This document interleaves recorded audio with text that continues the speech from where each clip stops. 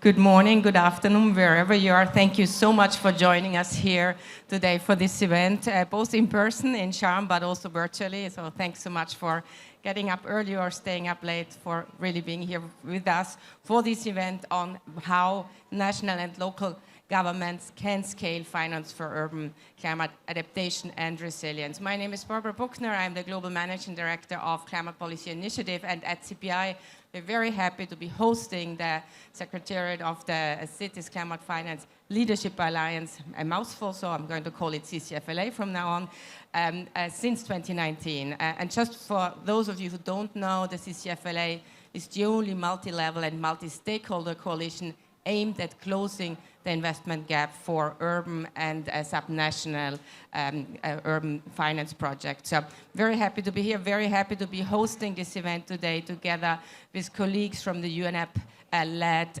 Urban Shift Initiative, also a member of the CCFLA. So it's fantastic to have you here. Well, it is Adaptation Day, so we are obviously focusing on adaptation, but I think we have at CCFLA over the last year really thought about how can we help trigger more action. This is the implementation COP, but it's also thinking about how can we really come up with more concrete suggestions on triggering more adaptation and resilience in the urban context. And for this reason, we have identified urban resilience and adaptation as a key priority for the Secretariat, for our members, and for our city ambassadors. And in order to think about how we can really inform action, and we've identified national policymakers as, again, the key audience and the key trigger to make sure that we can implement and act change. We have just very recently published a policy brief on how to increase financing for urban adaptation and climate resilience. And there we have analyzed really the needs and the challenges in this context, also based on the many activities of our 80 members that we have in the CCFLA, and really trying to understand how can we come up with some tangible recommendations to accelerate action.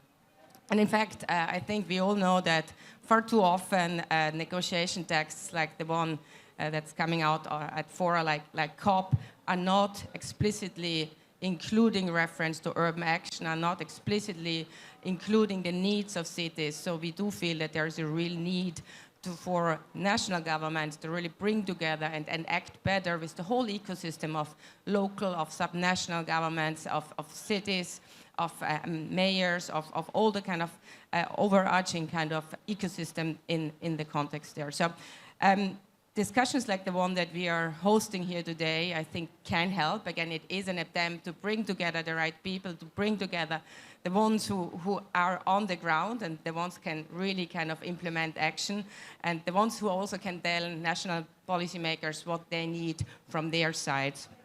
So we have a fantastic panel.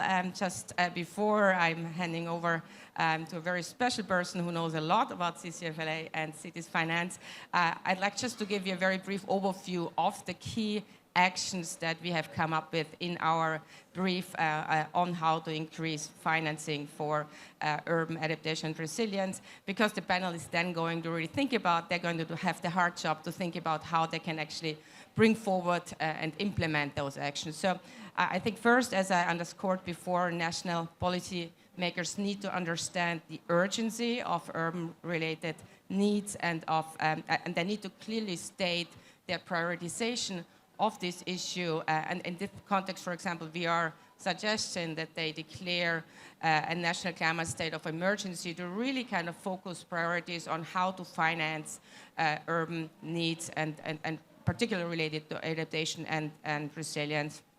Second, and I'm sure I'm preaching to the ones who will know about that, vertical integration is essential. So really national policymakers need to actively engage with local and subnational governments, but also stakeholders, to really make sure that they understand the challenges, that they understand the impacts, the risks, and the solutions targeted to local needs. And in this context, I think we feel that it would be very helpful just to include cities of all sizes and subnational governments in all types of planning efforts, including the updates of the NDCs or of the national adaptation plans, to really make sure that you include the needs of cities and on an urban scale. Third, and I think this is something very important to us based on our work, national policymakers should boost technical assistance and project preparation while also funding, obviously, action to deal with adaptation and resilience. So it is finance, but it's not only finance, so really kind of making sure that you build the capacity on the ground. Fourth, I think that's obviously clear. We do recognize that national policymakers can't do it all alone, so we are wanting them to engage with the whole ecosystem of public financial institutions, from MDBs to national development banks to subnational banks, but also with the private sector to really better understand how can you allocate different responsibilities and risks to really trigger more action. And then I think just the final two quick points I wanted to make is it is important for them also to focus on preventive measures. So it's not only about like thinking about adaptation, but also about investing and supporting early warning systems or emergency plans, because that will really help avoid budgetary losses of cities. Final point, which is very close to my heart for those of you who know me, is you can't manage what you can't measure. So it is important that the national policymakers support with, engage with initiatives that try to measure climate risks, that really try to help subnational governments to integrate risk assessments and more generally the disclosure requirements into their action. So a lot of things to do. I am very excited because I feel we have a set of very concrete areas here, and so I look forward to having the panel go deeper. But before we hand over to the panel, I'm very happy to invite Vera Rodenhoff to join me here. And I'm, as always, going to try to pronounce the very long affiliation that she has. Vera is the head of division at, I'm not going to use the numbers, of General Issues of International Cooperation Implementation Initiatives at the Federal Ministry for Economic Affairs and Climate Action. I'm just calling her like the one who really understands urban and climate action, and I'm very happy to have you here, Vera. Thank you so much.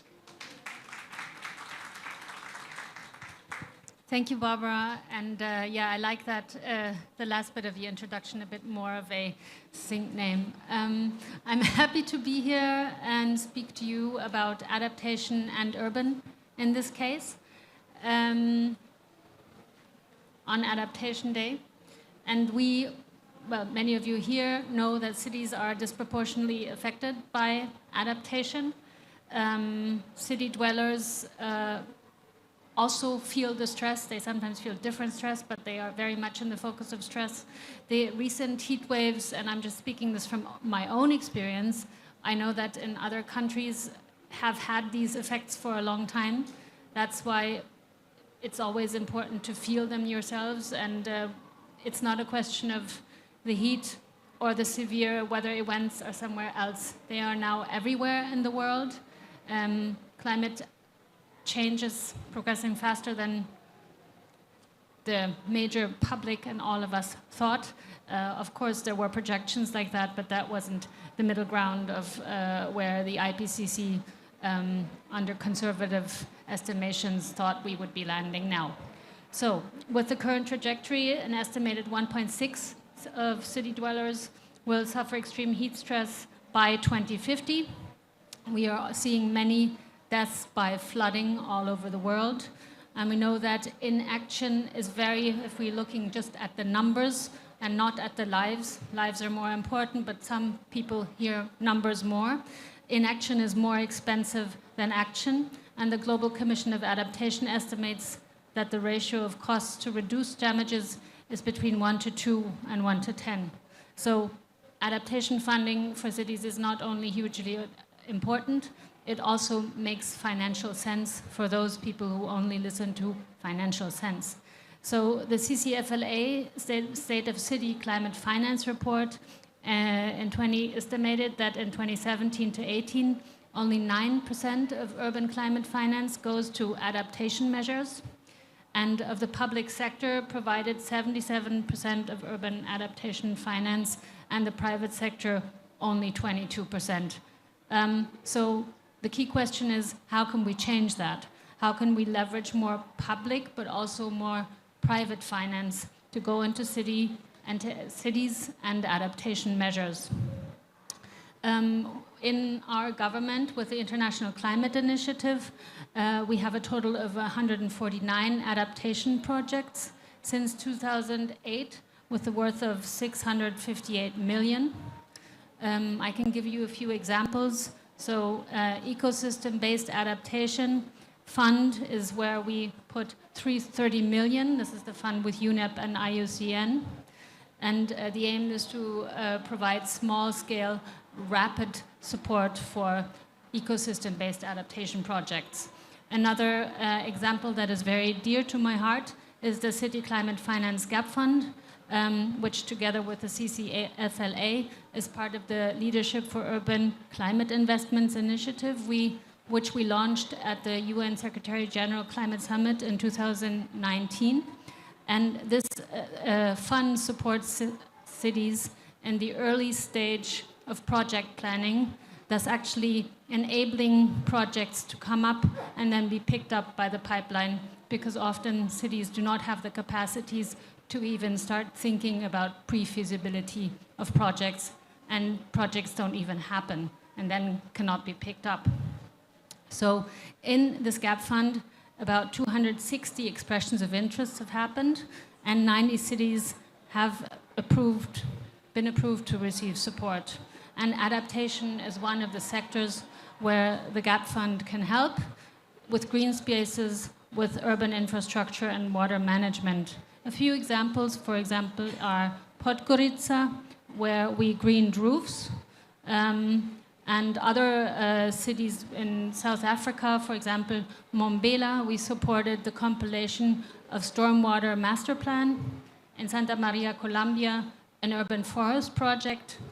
In Kigali, mainstreaming nature-based solutions. So this also gives you a range of what different types of projects are coming up, are needed, can really make a difference, and can be helped through the fund. And also through these projects, we see that this is not just a thing about getting temperatures down, this is also a thing about living spaces and livelihood and making cities more livable. What have we learned? Well, one thing is that the needs are much larger than what we can offer.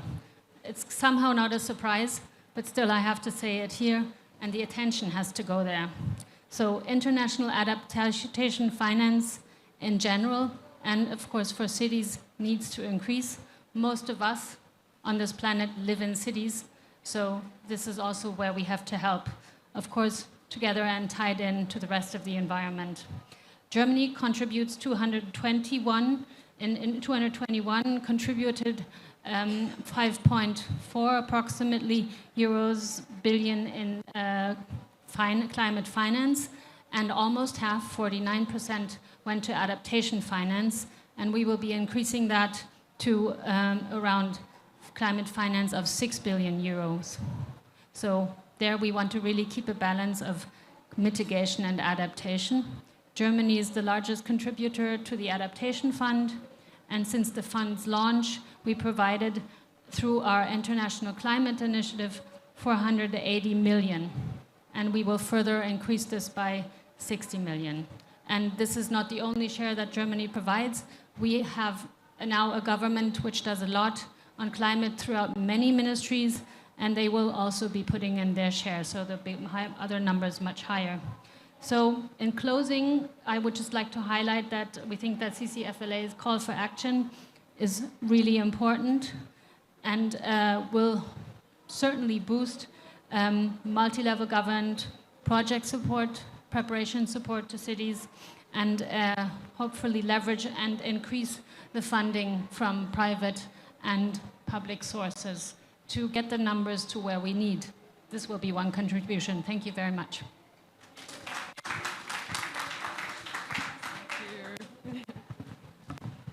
Thank you so much, Vera. Thank you, Barbara. So, hi everyone, my name is Priscilla Negreiros. As Barbara mentioned, I'm leading the Cities Climate Finance Leadership Alliance in CPI, and I'm very happy to be here. This is one of our big events and participations, because we are coming to COP actually to bring the cities and the adaptation topic. As Vera put it forward, and Barbara too, like most of where we need to adapt and where the changes need to happen, it's gonna be in cities. And to be very honest, I'm not hearing a lot about cities during the entire climate negotiations. So we should be talking more about cities and how cities will have access to the finance. That's what we want to do today. And for that, we have an amazing panel to talk with us. Let me introduce them and call them here. So first, I would love to welcome Gabriela Blatter, who is the Principal Policy Advisor for International Environment and Finance from the Swiss Federation Office of Environment. So please join me here. We're also going to have Nicholas Hadberg, Senior Program Manager and Officer, Global Climate Change Coordinator at UNEP. Thank you so much for coming. Joseph Muturi, who is a National Community Leader of Muungano Wana Vigi, the Cameo Sam Dweller Federation. Thank you so much for coming. And then last but definitely not least, Harry Boyd Carpenter, who is a Managing Director for Climate Strategy and Delivered at the European Bank for Reconstruction and Development. Thank you so much for being here. And let's kickstart, because we definitely want to hear you more than hear me. Oh, sorry. We also having online, which hopefully we're going to have a person, very important, our mayor of Makati City, Philippines, who is also a CCFLA city ambassador, and is just joining us from Philippines. Oh, looks amazing. Thank you so much for being with us. And actually, Mayor, I'm going to start with you. Hopefully, we're going to be able to hear you. And as Barbara mentioned on our policy brief, one of our recommendations is that we need to see more governments declare a state of emergency, and that would help prioritizing finance. And we know that actually in Makati, you have recently declared a climate state of emergency, and we want to know about the significance of that on this decision, why it's such important, and if you can tell us a bit on how this will help scaling resources finance for an adaptation and resilience. Good day to everyone. Well, first of all, I'm not the first city that declared a climate emergency in the Philippines, but when I did declare a climate emergency, I was very surprised with the reaction of people. It's like recognizing the elephant in the room. It's not new, and yet the reaction of the private sector and government were very, very receptive, and they were saying that it's high time that we declare a climate emergency.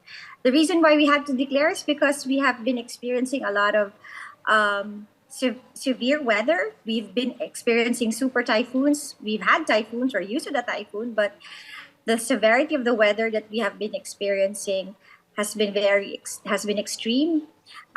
We have projections of an increase in temperatures exceeding 35 degrees Celsius in the next coming years, and we are to begin with a flood-prone area. So it was necessary to declare an awareness, to declare a climate emergency, to declare awareness to the public that climate change is here. It's not coming tomorrow or in 5 years or in 10. It's already happening. So we wanted to accelerate the planning and implementation of our climate change adaptation and mitigation programs.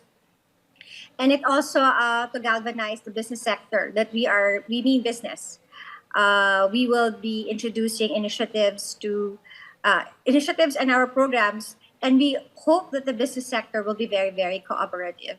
So to declare a climate emergency is also vital to scale up our efforts, not just on a local level, but to also tell the national government that the city is doing something, that hopefully the national government will help the city in our initiatives because of the declaration.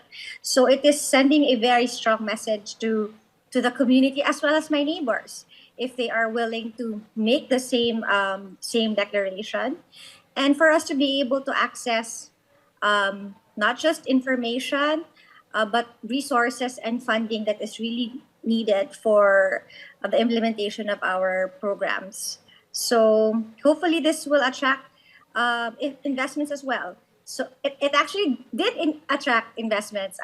In the few months after I declared a state of emergency, a lot of companies have approached my office to share their initiatives and their mitigation programs on energy consumption, how to reduce uh, energy efficiency, how to reduce greenhouse gas emissions. So um, it sends me a message to the private sector and the public sector that Makati is taking things seriously when it comes to climate change, and we are open to a collaborative effort. It should be a collaborative effort between the national, the local, the public, and the private sector. So I'm very happy that I declared a climate emergency.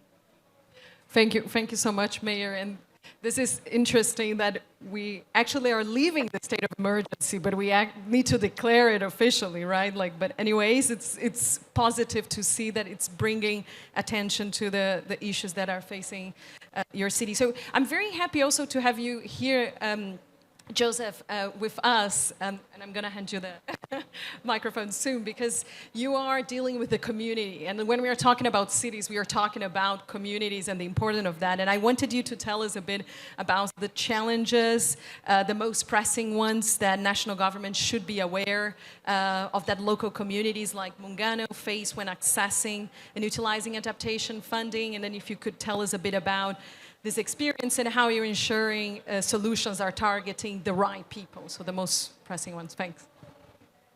Yeah, thank you very much. And first of all, number one, there are no resources which are trickling to the community level.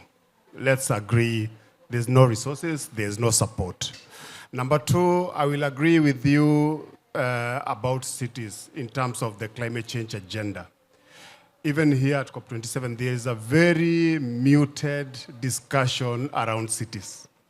And everybody is focusing on other things. Not to say that other things, yes, forests, whatever, they are important. But I think the same level of awareness and visibility also will be in cities. And I think as SDI, that's what we have been trying to do in the last 5 years, is to tell people, yes, there are effects of climate change in the city. We are having more devastating effects, like from the constituency we work with. We are seeing homed, we are seeing increased flooding, people being evicted by climate change. That's number. So I think we should be more and more be talking about also cities and give the same recognition and amplify these challenges the same. When we come to the cities, number one, in terms of resources and how government should use resources more efficiently. Sitting here people talking about 80 billion, 300 million, and we're asking, where is that money? Where is that money going? All these sessions I've attended, everybody is talking billions, and I'm asking, where are these billions? So number one, cities, of course, and I speak in the context of Africa and many third world countries, cities have a challenge. Even for them, this climate change agenda is a new phenomenon to them. It's something that they're trying to figure out, how do we handle this? Yes, they understand there's a problem. They understand their challenges. So how do we deal with this? Where do we get these resources? For example, now we are having I'll speak in the context of my country, where counties now are getting support from the Green Climate Fund. But they have to develop ward committees. They have to have a policy in place at the county level. They have to have a climate change act. But in Kenya, out of 47 counties, only 5 have got a climate change policy. And then if you look at how the little resources they get from national government, our study had shown most of the counties, whatever they are allocating for climate change and environmental discussion is only less than 2% of the budget. That tells you how we are prioritizing. So for me, I think the solution for us, if there is money. So a lot of communities at the informal settlements at the ground level, they are doing mitigation work, they are doing adaptation work. We are working with thousands of young people who are doing recycling and doing all manner of things, but they are not getting that support.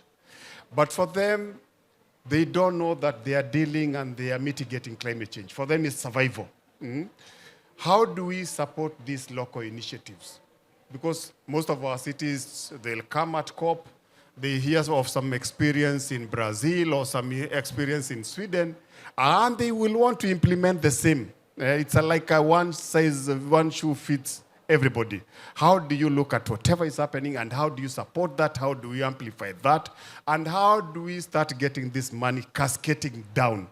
Beyond that, before even the money comes, how do we start now localizing the climate change agenda?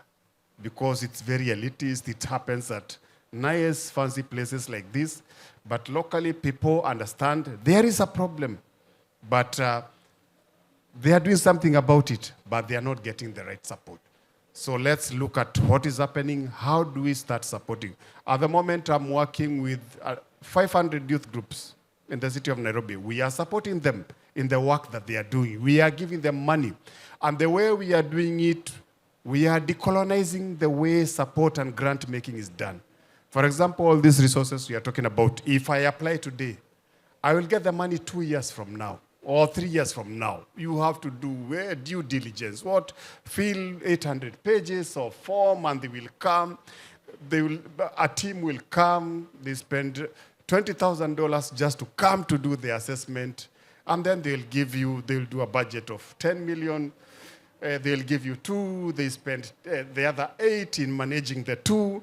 So how do we start now prioritizing and putting more resources into this? So the way we are decolonizing, I know the way we are decolonizing, we are looking at all these challenges that are there and bottlenecks and bureaucracies in terms of accessing.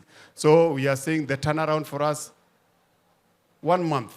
You are not registered, you don't have papers, but you are doing work on the ground. We will give you the money and we will help you get the required papers.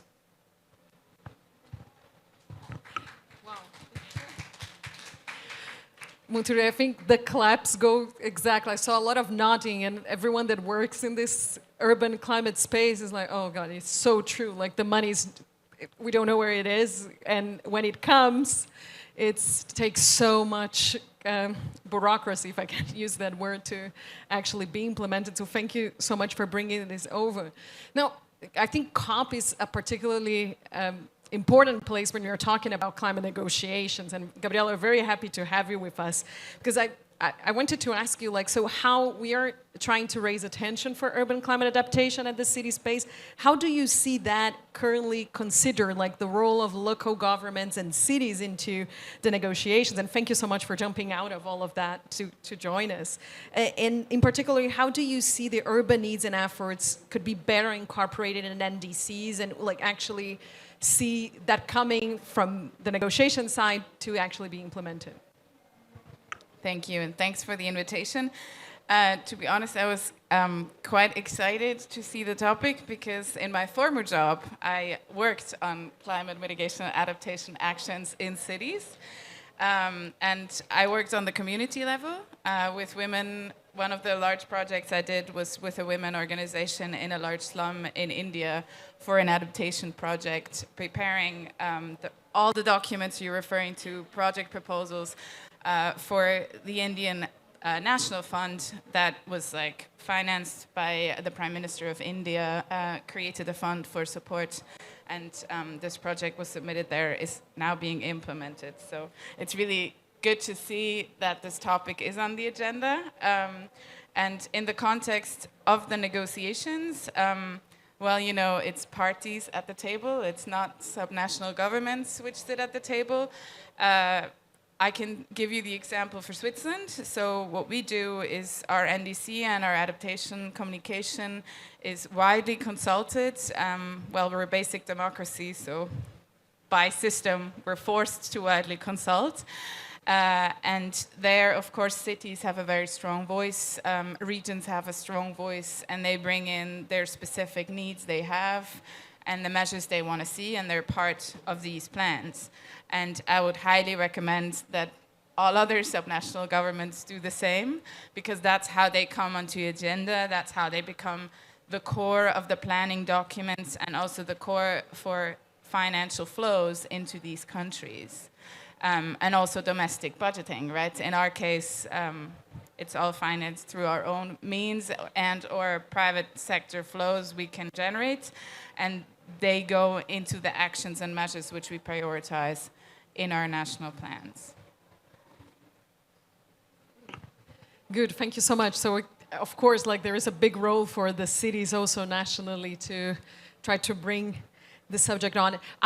The policy brief that CCFLA, I invite you all to look for it, to read it. We have touched on a lot of different topics where we think like cities can make a difference in the urban space. And then I'm very happy to have you, Harry, with us to touch on another issue, which is a big issue on the adaptation agenda, how we can involve the private sector and how this money can get into the urban level. So when talking about risk and adaptation. And I want you to tell us a bit the key takeaways from EBRD, its efforts on working with the sector to mobilize investments in urban adaptation, and how do you see like the role of public institutions and like national governments to make it happen? Thank you very much, everybody. And firstly, I'd just like to say it's great to be on a panel with real urban leaders like Joseph and Abigail. I think you do an incredible job, really hard job, and it's really fantastic to be able to learn from you. So I should start by saying that EBRD is a development bank, and we're failing. A lot of the time, people come on these panels, and especially development banks, we tell you how amazing we are and how we're doing this incredible thing and that incredible thing and billions here and billions there. But I'm here to tell you that we, EBRD, are failing at adaptation. We are really good at financing mitigation. We're doing half of our business in mitigation, probably, but we are only able to do a couple of 100 million of investment in adaptation. And that's not okay. And we're not happy with that, and so we're going to try and change that. And we're launching today our adaptation action plan, which will try to improve that. But it's really, really hard. And the honest answer is I don't have good answers to your good questions. And it's hard for the obvious reason that we're a bank. We may be a development bank, we have a public mandate, but I don't have a mandate to lose money. My shareholders do not tell me, don't worry, it's fine to lend if you don't get it back. They want the money to come back, and therefore you need a revenue stream. And very often with adaptation, there is not an explicit revenue stream. We do think there's an implicit revenue stream, but it's a lot harder to monetize implicit revenue streams. So what are we trying to do in response to that? I'd make 3 points. One is you need a right regulatory framework. You need the right plan. We have something called the Green Cities program, which is something we're very proud of, where we sign up cities in our countries of operation, and we've signed up something like 54 of them now. And we tell them, look, we don't just want to do a project with you. What we want you to do is we want you to work with us to do an action plan.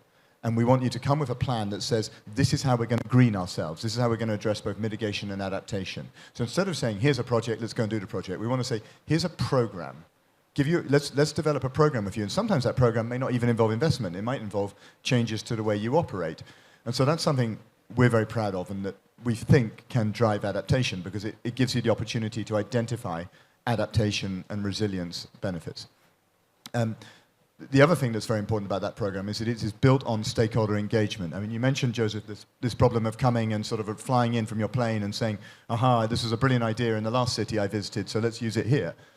Absolutely. That's not the right way to go ahead. So we believe very strongly that this is a plan that is owned by a city and also owned by its people. So if I tell you that in developing 30-odd action plans, we've consulted 83,000 people on the ground. So we believe very strongly in that. The second element that we're very focused on is donor finance. The reality is that to get this stuff started, you need some form of grant and concessional finance. So our Green Cities program is supported by the Green Climate Fund and by some other donors, but you do need that. And there's a key message, I think, for donors and for international partners that you need that finance. And the third thing I'd say, I mean, Joseph mentioned having to fill in a form with 800 questions. Well, I'm one of the people who's to blame for that. I'm one of the people who says, oh, you need to do some more due diligence, you need to check more. But we don't do it because we want to slow down. We don't do it because we don't want to do the projects. We're as frustrated with the questions as you are. But we do it because we operate in an environment of real scrutiny. You know, we are constantly anxious that by doing something, we might make a mistake. We might fund the wrong sort of person. We might fund the wrong sort of project. We might cause environmental damage. Public institutions are really frightened of mistakes.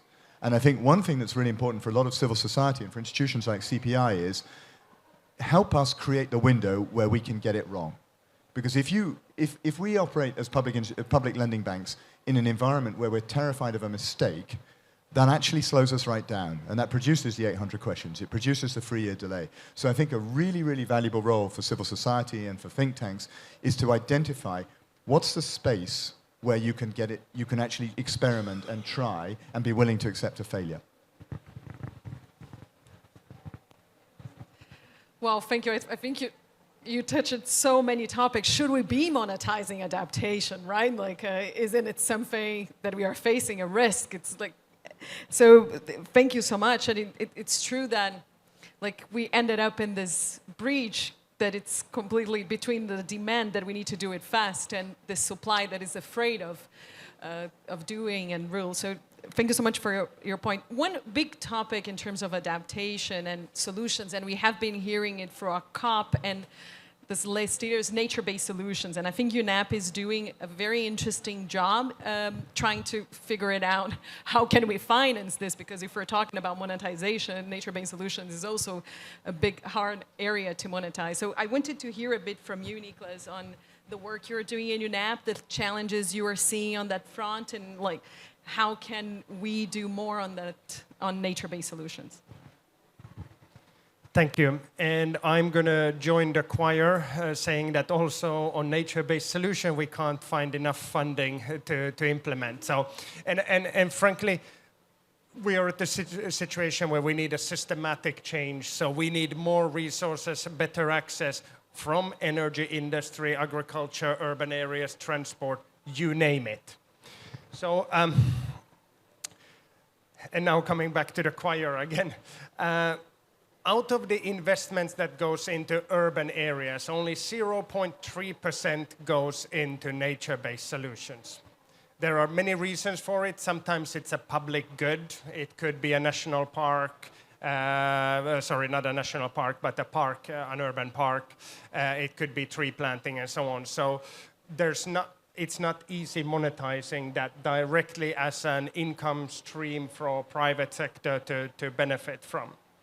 So it's a little bit like, and here's another area that is underfunded, walking and biking in urban areas. Again, there is no finance coming into it. So there's not a shortage of areas that we're struggling to fund.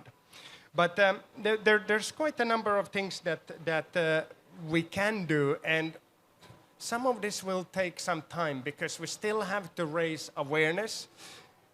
I think, Joseph, you said that we're within a click here where we may know quite a bit of what the solutions are, but there's plenty of people that do not see the value of a park, of a green roof, of a tree planted, or for matter of speaking of those walking and biking lanes. There's plenty of people that don't. So the first thing we need to do, all of us, is to increase the awareness and just understanding of the socioeconomic benefits of many of the solutions we talk about.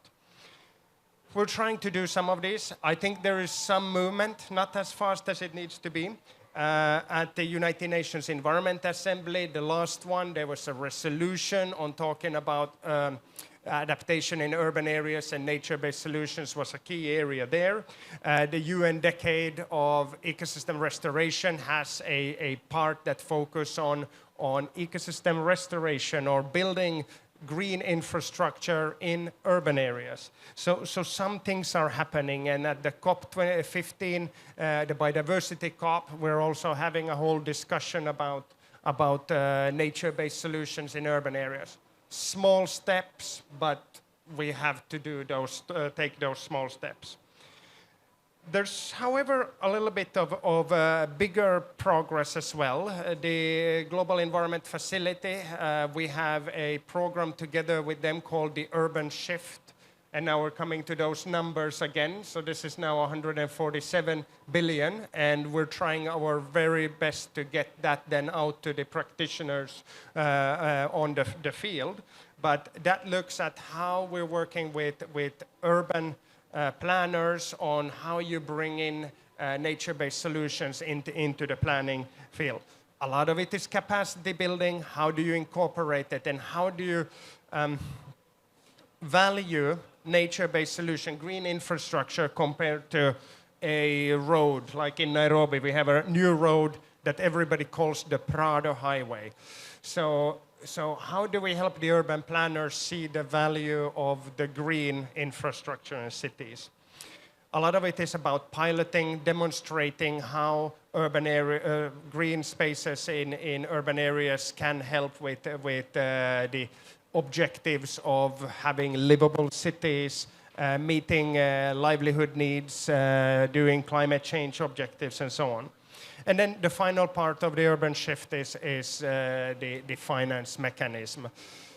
How can we work with the development banks and the underground operators to really make that money moving?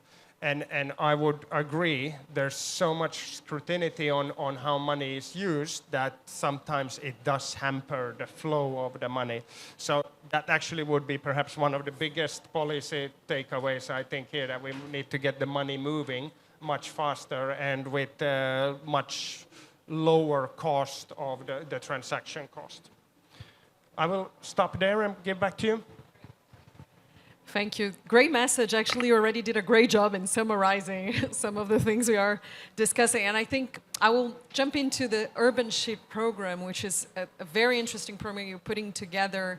And a lot has to do with like helping cities to prepare, and we talked about having like the right programs at the city level. So one of our big topics, at least in our policy brief, is like, how do we improve technical assistance project preparation? And like most of the cities don't have enough people just to do it. So I want to hear from all of you on this, which we consider a very key topic, on how national policymakers can boost technical assistance and funding for cities on adaptation. And I'll start with Mayor Binet.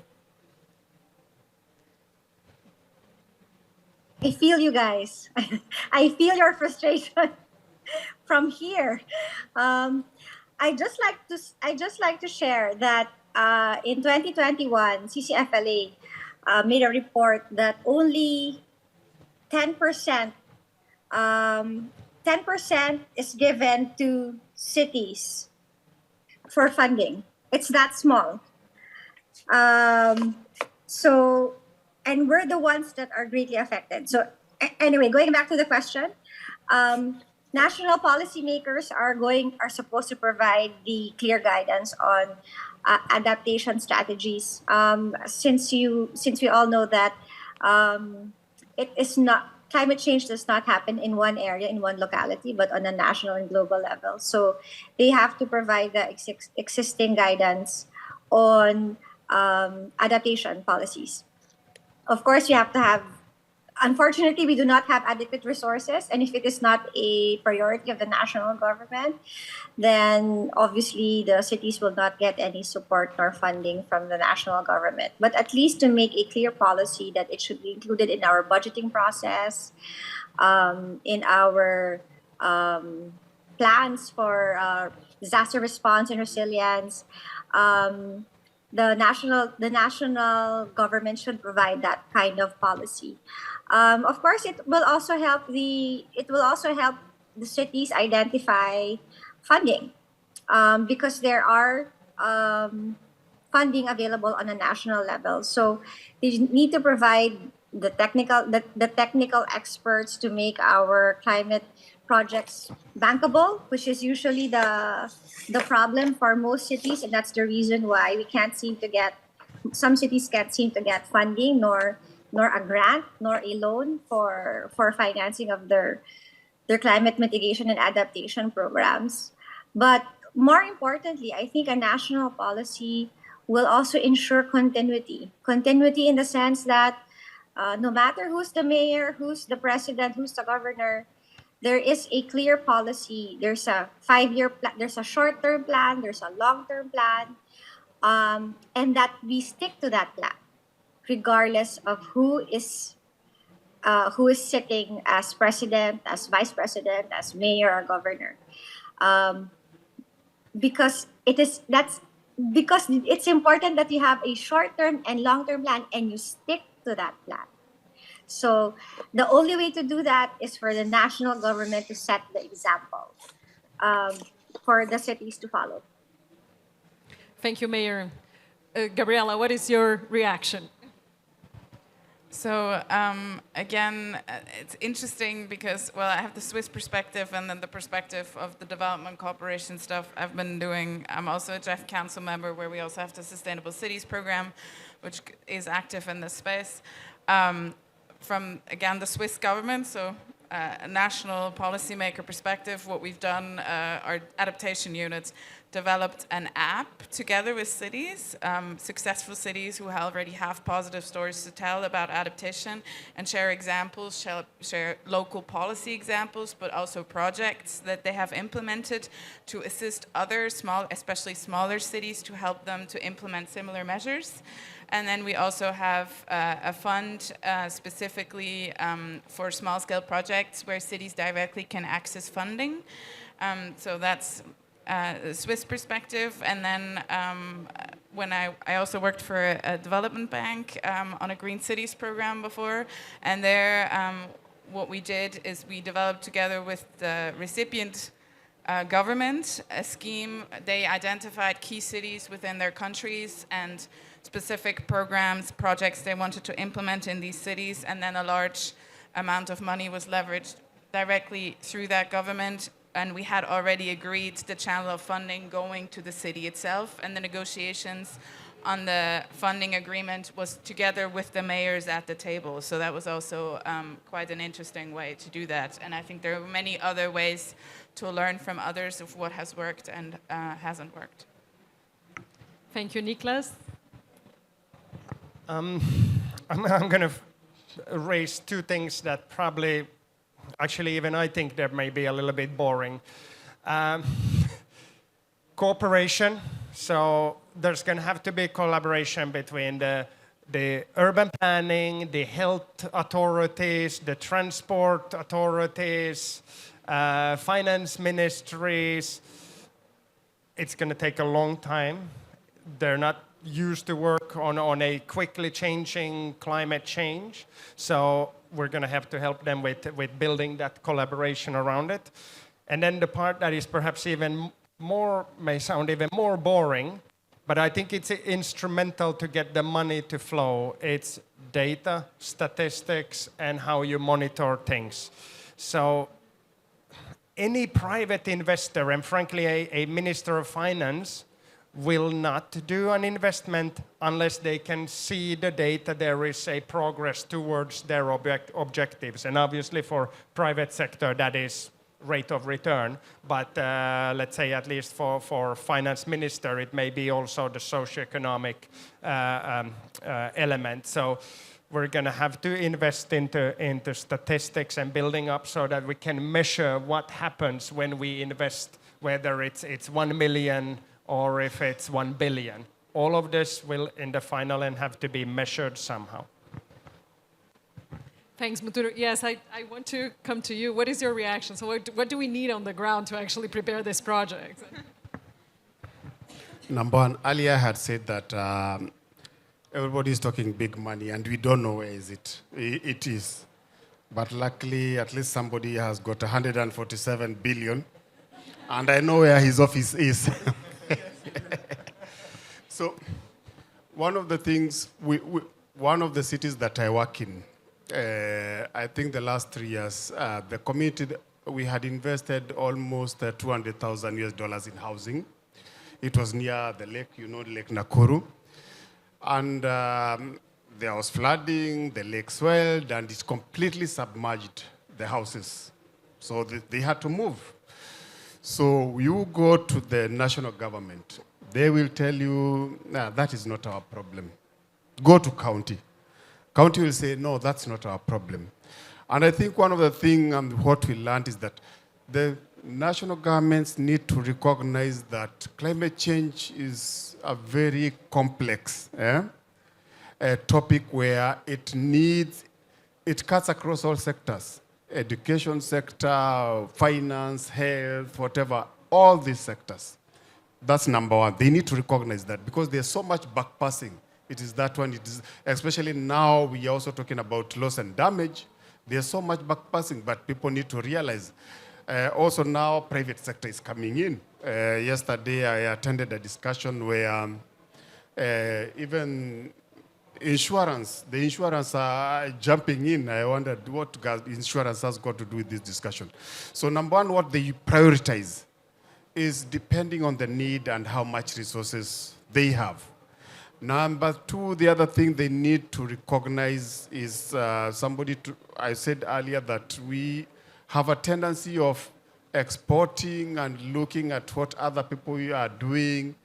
But how do you sit with communities? You co-produce the solutions and you look at what they are happening, you co-produce, co-design, and implement these solutions together. Those are key.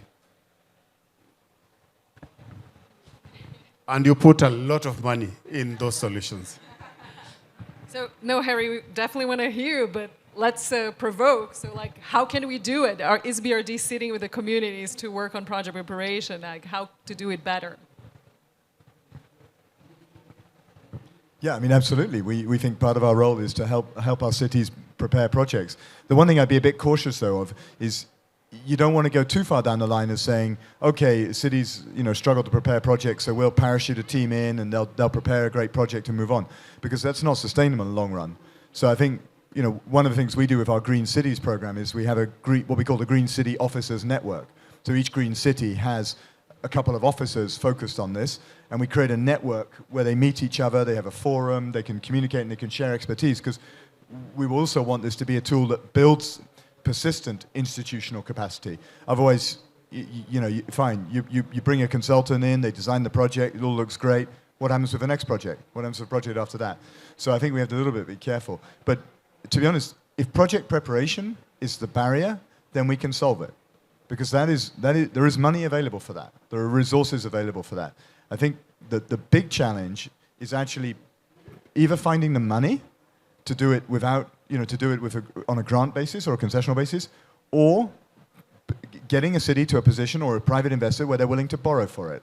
And to do that, they have to be safe, because borrowing is a burden, and borrowing is a commitment. And they have to feel, okay, this is a priority. And that's why I think, for me, the issue of data that a lot of people have mentioned is critical. You have to be able to go to a private investor or go to a city and say, look, if you do this, if you impose this requirement on building developers in your city or whatever, or if you invest in electric buses, or if you invest in nature-based solutions, here is the benefit. Because the problem of adaptation benefits is consistently that they're not perceived, they're not understood. And so I think, there's lots that can be done around project preparation, but the real problem remains building the capacity to understand the benefits, which in turn unlocks the willingness and the appetite to invest in it. Great, thank you. I have another question, but I wanted to hear, if anyone wants to come in, ask any specific question before I make mine, which is... Oh, I'll need to run the mics too. I'm Joe's colleague, so you can predict what I'm going to say. In every single crisis of delivery of resources, you need to have examples of who all need to work together to find the solution. It's not, and in cities, the distance between poor communities and city officials is huge. So it's important as the guardians of large amounts of money to produce viable and robust solutions of who needs to get together, how do you produce the protocol for change so that you don't make serious mistakes of touching the wrong groups. And I think that will produce an evidence of how it could be done, who needs to work together. And we as STI have found that we have to work with everybody, right from international organizations to local groups, to get the money where it matters. So I think you both are at two different ends, and maybe you should do something together. What do you think about that?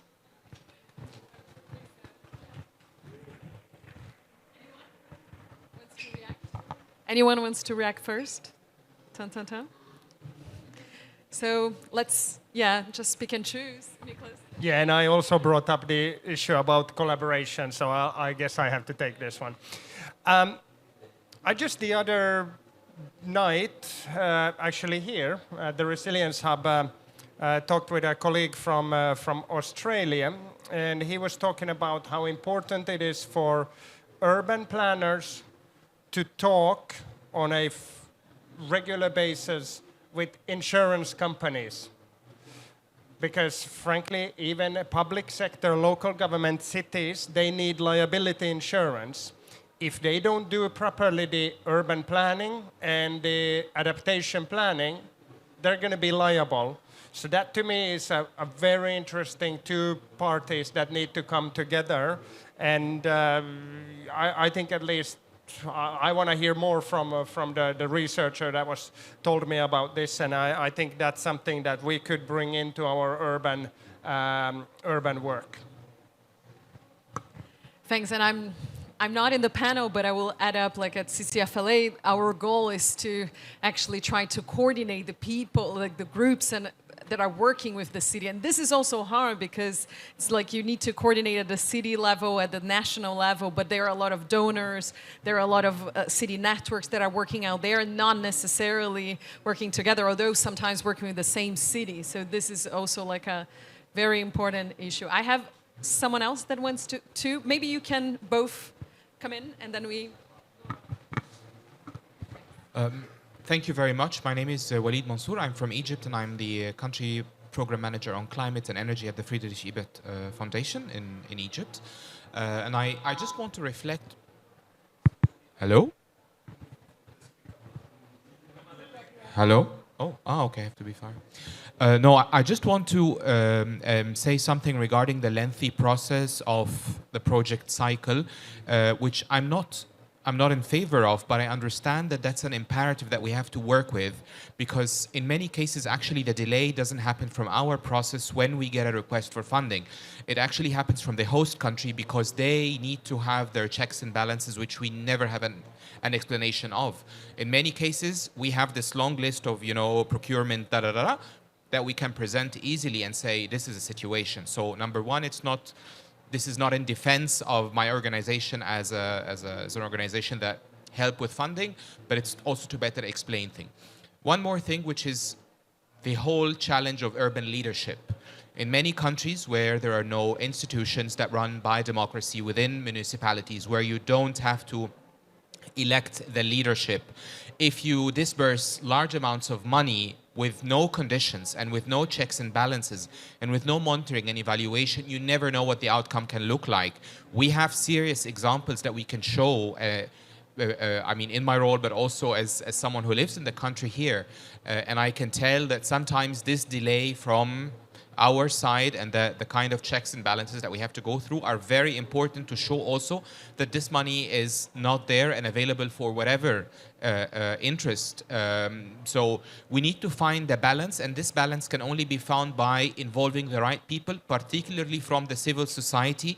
In the case you were just mentioning about architects and planners being part of the process, but then what type of architects and planners? Because sometimes we are sitting on a table and we find the completely other type of architects and planners who are more of contractors actually than architects and planners. And this is why we need this checklist, because it's very, very important. And in many cases, banks like EBRD or whatever end up, or AFD, now in Alexandria, there is the train that will be installed, the electric train, which is actually going to run through a historical city, destroying many buildings, and only because there is this conversation of back and forward, things have been delayed, and I hope it stops because there hasn't been the right assessment in terms of heritage, property, I wouldn't take much longer, but maybe someone else here who wanted to speak. Hi, I just wanted to ask a question. My name is Vito, and I represent CDPQ, which is Canada's largest, or second largest pension plan. I'm an institutional investor, and I manage a portfolio of fixed income in emerging markets. So that's kind of the backdrop of where the question comes from. I've been hearing a lot about the issues around the collaborative nature of having to actually prepare these projects and get them ready for market. But then I've also been hearing about the issues of getting to market and where the money is. So what are you doing to ensure that the collaboration doesn't just end at the project preparation, but actually fits with investors very early on in order to sort of reflect what those investors need within the projects that you're preparing?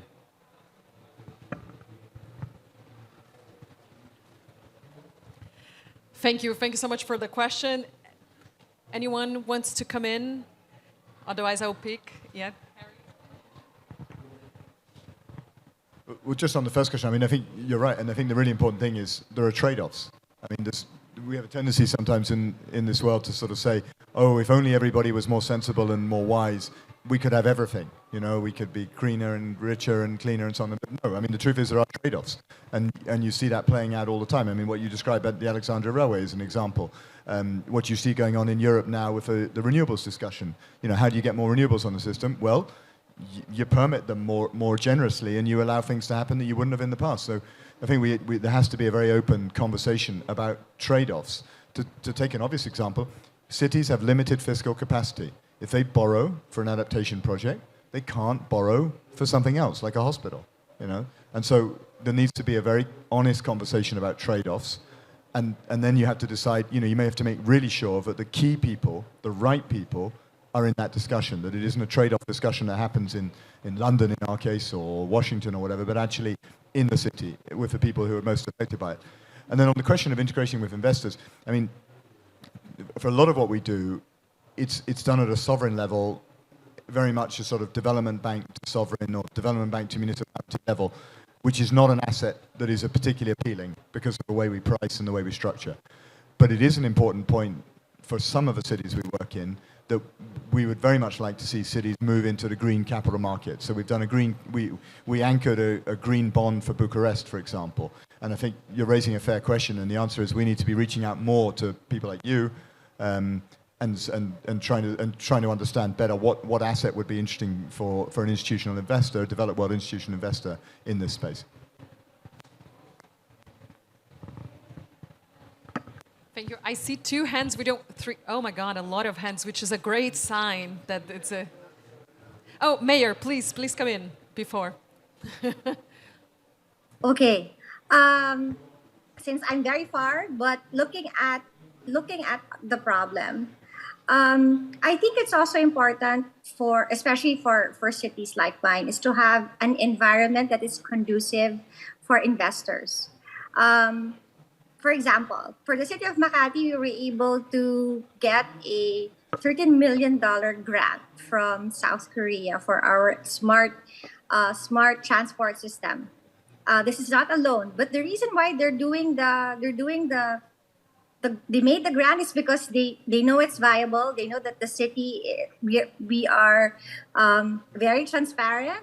We practice good governance. We have an action plan. We have a climate action plan, and we have the data. I think that's the thing that we need to attract investment. You have to have the data, because if you listen to the bankers or the 2 finance guys in the panel, they keep on saying measurable, tangible data for it to be bankable. For you, it has to be something that they can measure. So, for example, if you're able to measure your air, the level of air pollution that you have today, and 5 years from now, how you're able to make it cleaner, safer, then it is a measurable gauge to get a grant or a loan. But if it's something so intangible, then you're not going to you will not be able to get any financing. So, for example, if you have an IoT, an Internet of Things that measures your energy consumption today, and then your energy efficiency when you introduce renewable energy, and energy reduction of consumption, then it is something measurable, and it's something that you can bring to the bank for your projects. So those are data that are necessary to get your financing. Wow, thank you. We see some connection and good points. We have just 2 minutes, so if you could come 1 minute. Last question, and you too, but 1 minute really, okay?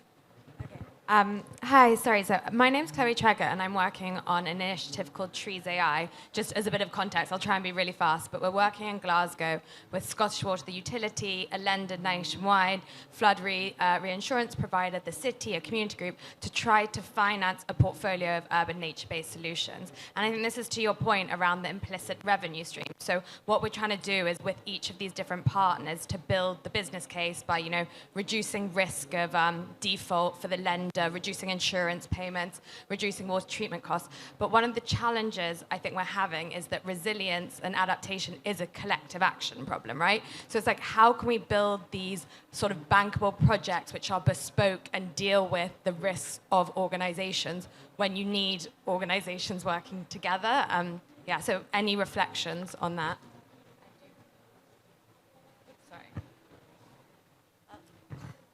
Thank you. My name is Sutna Seningsi. I'm from USAID, Indonesia. So I'm from the Environment Office. So I just want to share that I think highlighting the importance of the involvement of the national government. We actually had an adaptation program that was implemented from 2015 to 2020, specifically providing support to the Indonesian government on adaptation and resilience.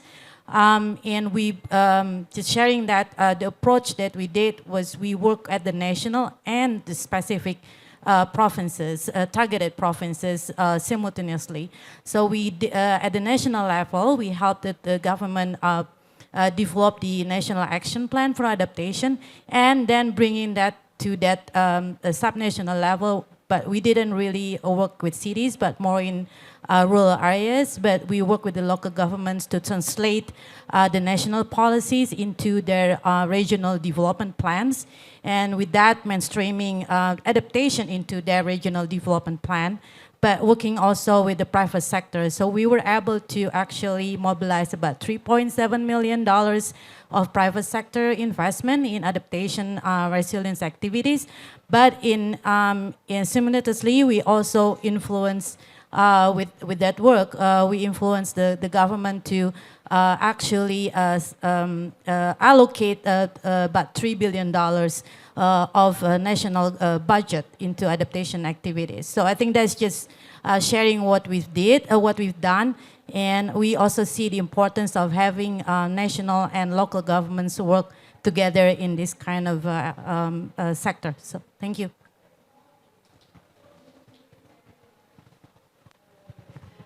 Thanks.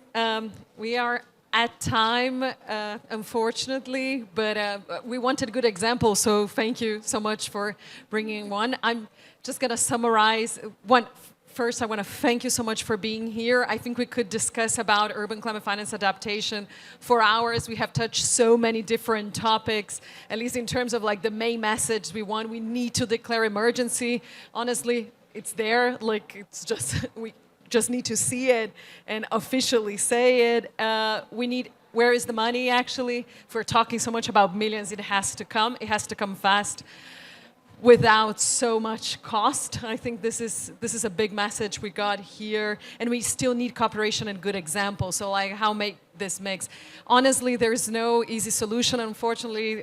In a lot of governments, that's what we are looking for, easy solution. There is not, so it's good that we have so many people here and all of you working, trying to make it happen. So thank you so much, and thank you so much for everyone that